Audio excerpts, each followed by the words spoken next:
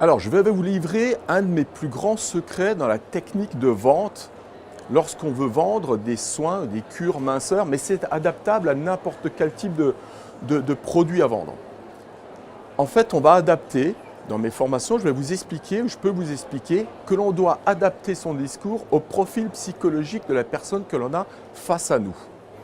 Je vais vous citer les 5 profils que j'ai déterminés pour vous aider. Le premier profil, c'est l'artiste. Je le nomme comme ça parce que c'est quelqu'un qui a besoin essentiellement de liberté, de concevoir que dans la chose que vous allez lui vendre, c'est une personne qui va gagner en liberté. C'est une personne qui est malheureusement souvent au rendez-vous, c'est une personne qui est assez libre de son temps et de son espace, mais si vous la contraignez dans des soins, par exemple, enveloppants, c'est quelqu'un qui ne s'y retrouvera pas. Donc si vous détectez cette notion d'artiste, cette notion de liberté chez quelqu'un, profitez pour lui en vendre des techniques de soins, au contraire, qui vont lui apporter plus de liberté, plus de facilité dans sa vie. Le deuxième profil, ce sont les freins. Les freins, ce sont des personnes en manque de confiance. Ce sont des personnes qu'il faut accompagner. Vous allez les prendre dans leurs angoisses, dans leurs craintes, dans leurs objections. Vous allez leur expliquer que vous allez les accompagner dans le processus d'acquisition de la connaissance ou dans les soins, les accompagner, ne pas les laisser seules. Elles ne seront pas livrées à elles-mêmes, elles ne sont pas responsables des choses. Vous allez les accompagner, c'est extrêmement important de renforcer la position que vous avez, déjà d'expert, mais également la position de conseil. La troisième catégorie, c'est ce que j'appelle les dépendants affectifs.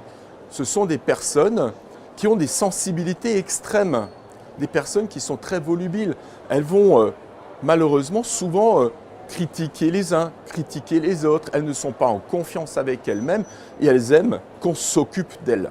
C'est extrêmement important, mais malheureusement, c'est très chronophage. Elles ne respectent pas forcément vos timings, elles ne respectent pas forcément votre caractère à vous et elles aiment mettre en compétition les personnes au sein de l'entreprise, au sein de votre institut. Méfiez-vous de ces personnes-là, ce n'est pas toujours simple de les gérer. Toutefois, pour bien les gérer et pour qu'elles obéissent bien aux ordres, il faut être un père paternaliste, c'est-à-dire qu'il va falloir imposer votre façon de voir les choses. Le quatrième profil, ce sont les soldats.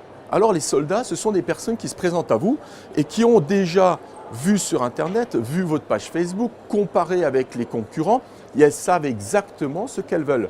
Alors ce que je vous conseille par rapport à ces personnes-là, c'est d'être très clair, très didactique, c'est-à-dire leur donner des protocoles et des procédures, parce que ces personnes-là, elles vont obéir comme un soldat le ferait.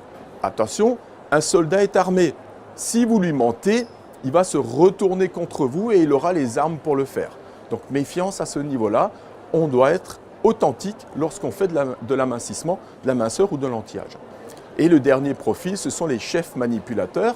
Alors ces chefs manipulateurs, ce sont des gens qui aiment dominer la situation. Ils vont vous dominer parce ils savent mieux que vous, ils savent plus que vous et ils ont besoin d'être valorisés dans ce rôle-là. Alors ce que je vous conseille par rapport à ça, c'est ce que j'appelle l'attitude Colombo. Soyez modeste, proposez-leur, le secret avec ces personnes-là, c'est de leur proposer de faire des choix. Vous avez l'option A ou l'option B dans les soins, eh bien laissez-les prendre la solution qui est la plus adaptée à eux, à leur budget, à leurs intentions. Vous allez voir, ils iront souvent, très souvent, sur des objectifs élevés en termes de tarifs car ils aiment la performance. Voilà un des grands secrets qu'il faut évidemment creuser, mais dans la technique de vente, c'est celle que j'utilise pour réussir à m'adapter au profil psychologique de la personne.